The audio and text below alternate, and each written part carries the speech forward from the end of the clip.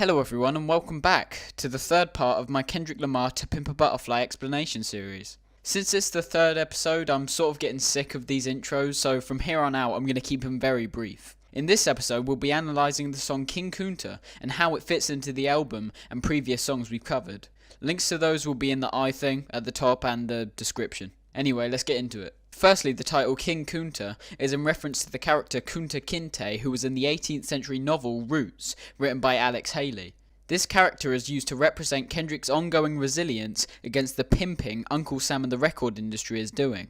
This is because of the resilience Kunta Kinte shared by doing things like rejecting the name Toby that was given to him by his slave masters. Kendrick labels this character as a king to provide a feeling of empowerment, as well as contrasting the different levels in society. This is also an oxymoron, as the downtrodden slave of Kunta Kinte is matched up with the prestigious title of a king. The song immediately opens up with Kendrick rapping the intro. This is showing us Kendrick being braggadocious about where he now is in the rap industry after the release of Good Kid, Mad City. By saying he doesn't want people sitting in his throne again is a call out to other rappers at the time like Kanye West or Drake that took the limelight away from Kendrick in the period between Good Kid and the making of T-Pep. The line "I'm mad" is a reference to James Brown's song, The Payback, that is also mentioned later in the song. As well as this, the line "I've got a bone to pick" may also tell us Kendrick sees the other rappers as a mere nuisance, almost like a bone stuck in his teeth. It ends off with the line "True friends, one question," which brings us into the chorus. This is addressing the people that weren't interested in Kendrick before. It starts with "Bitch where you when I was walking, now I run the game got the whole world talking," which is Kendrick saying how he was ignored before and was never given a chance. It may also be a representation of how he had little money, but now that he runs the game and has a lot of money, the people who weren't interested before come out of the woodworks and want to either befriend Kendrick or use him for an ulterior motive. Kendrick also mentions how everybody want to cut the legs off him, which is in relation to the part of the novel Roots, where Kunta Kinte gets caught trying to escape the slave plantation, which leads to him having his right foot cut off. This may be symbolic of the jealousy people now have towards Kendrick, as they want to cut the legs off him, as in stop giving him a platform so he can't run the game anymore, as mentioned in the previous lines. The chorus ends off with, "When you got the yams, what's the yam?" This line includes an allusion to Ralph Ellison's Invisible Man. The unnamed narrator is walking down the streets of New York City when he smells yams, triggering memories of his hometown in the South. Yam is used as a symbol of authenticity. The protagonist famously declares, "I yam what I am." Here Kendrick is declaring his own authenticity, unlike the rappers he disses in the rest of the verse. Yams are a key ingredient in African cuisine, and have a significance in some parts of Africa as a sign of social status. In his novel Things Fall Apart, Chinua Achebe begins by documenting how a man's worth in Igbo society was largely determined by his yearly yam yield. When Kendrick says he's got the yams, he means he has attained money, power, and prestige. Big butts on healthy ladies and balloons filled with drugs, particularly heroin, are also colloquially known as yams. This leads us into the next verse. The "I can dig rapping" line is another quote from James Brown's song, The Payback. I can dig rapping!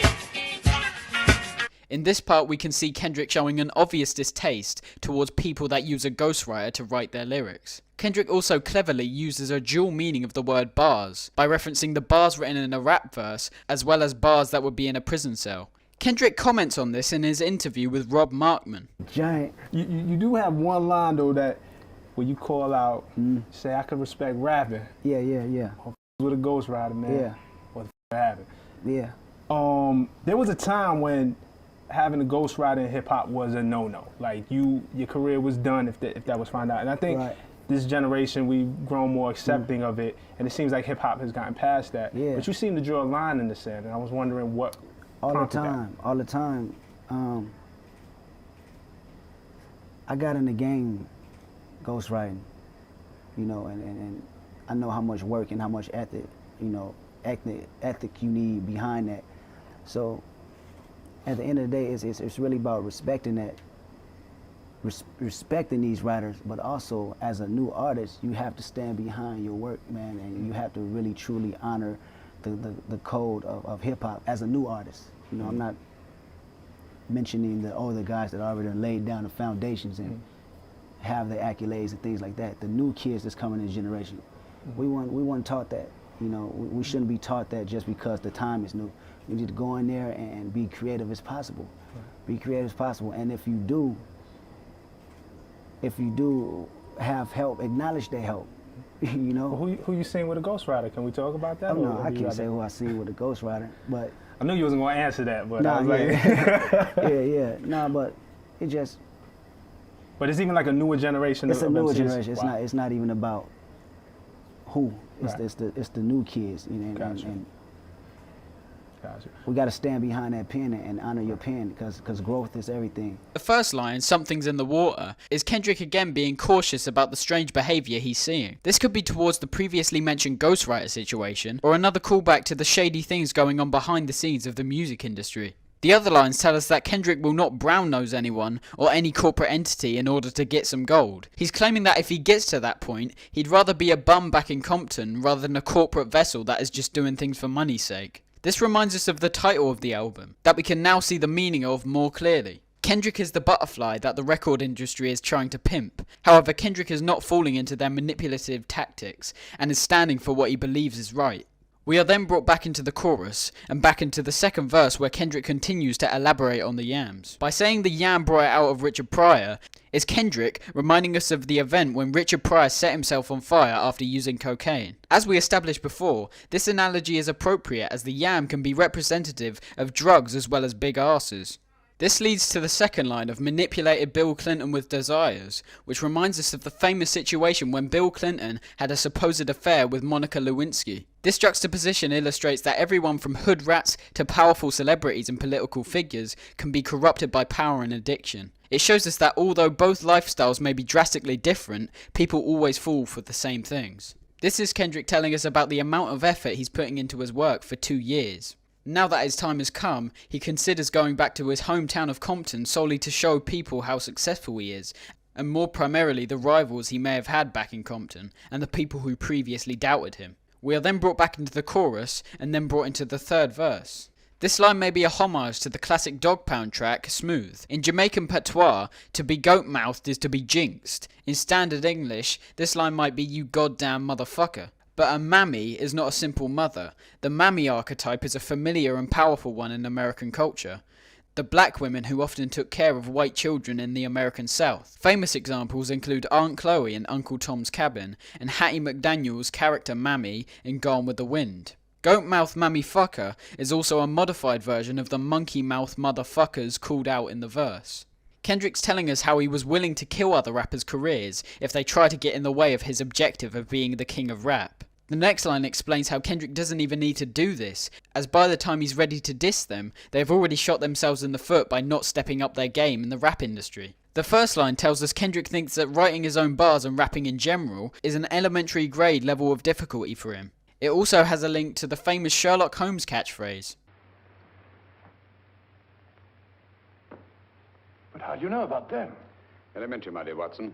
This man has been dead for at least 2 hours. As well as that, bouncing to the left could be in relation to how Kunta Kinte's right foot got cut off, therefore he could only bounce to the left. This is Kendrick boasting at how after he released Good Kid and left his mark on Compton, it has put Compton back on the map as a location of young rap talent. He claims that he should probably run for mayor due to the support he's given to Compton, as well as the newfound support he's found for himself. Kendrick references the speakings of Martin Luther King and Malcolm X, who often spoke of 20 million oppressed African Americans. This isn't the first time Kendrick has referenced the number 20 million. As in the song Hole Up, Kendrick says, "I'll probably die in a minute. Just bury me with 20 bitches, 20 million and a countdown fitted. Hold up." The first line is showing Kendrick's obvious distaste to the legal system by saying "fuck the judge." This is also supported by the album cover where we can see the dead judge lying on the ground in front of the White House. Kendrick then reminisces on how he made it past 25, which was claimed as uncommon in the Compton area. As well as this, Tupac famously died at age 25, making it a more significant year for Kendrick to make it past. This brings us back to the mantra that was introduced in 4-3, that the meaning of life is sex. Kendrick is showing himself as ignorant, but intentionally so. This idea of fucking things is also linked back to how he wanted to fuck over other rappers. This is in reference to the lyric in Michael Jackson's song, Smooth Criminal. The reference seems pointless now, other than to just reference an artist Kendrick likes. However, Jackson is brought up for a more meaningful appearance later in the album. In the final line, Kendrick is telling us the different stages of his career so far. He started off as a peasant in Section 80, turned into a prince in Good Kid, and now as a king in the release of T-Pab. By saying he's in the belly of the beast, is Kendrick telling us that now he's popular, it makes him a bigger target not only for fellow rappers, but also the media and the industry. We are then brought back into the chorus, but this time with a change. Kendrick being cut off by the gunshot tells us that the only way Kendrick's rivals will be able to take him down is through the act of violence. Just like a bullet breaking the sound barrier, Kendrick is hitting us with the funk before we can even realise it. We are feeling the music before we hear the sound. It is already inside us as a society, he is just making us realise it. The song ends off with the line "We want the funk" repeated over and over. This is in relation to the famous Parliament song, "Give Up the Funk," where they also repeat this same phrase. Finally, we hear the start of a poem that will be gradually revealed throughout the album. I remember you was conflicted, misusing your influence. Though confusing at first, each new part of the poem that's revealed represents the theme that Kendrick will be taking in the next song. For example, the line "misusing your influence" tells us that the next track, "Institutionalized," will be about this topic and what relation it has to Kendrick. This concludes King Kunta, as we are brought into the next track, "Institutionalized," which we will analyse in the next episode of our To Pimp a Butterfly analysis. If you enjoyed, a subscription and a like on the video would be much appreciated, and I'll see you guys later.